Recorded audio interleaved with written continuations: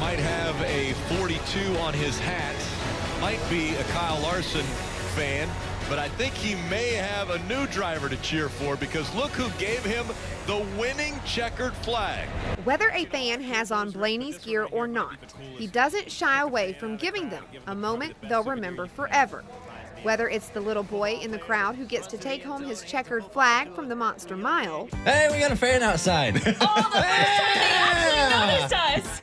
Or the fans of his podcast, Glass Case of Emotion.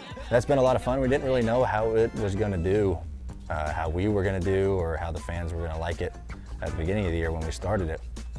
And luckily it's kind of taken off here, and our goal is to reach 1 million listens by the end of the season. And I think we just got over 800,000, so that's been pretty neat.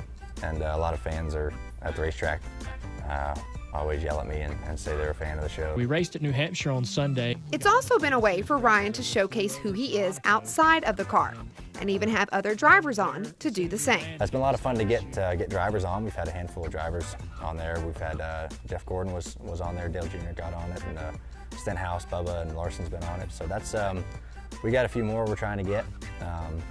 Kyle Larson is on the line. But I think the main idea of that podcast, when I came up with it, or went to NASCAR, was to have something that, we do a lot of interviews, race weekends about our race cars, and that's our job, and that's what we're there for, and we're very serious.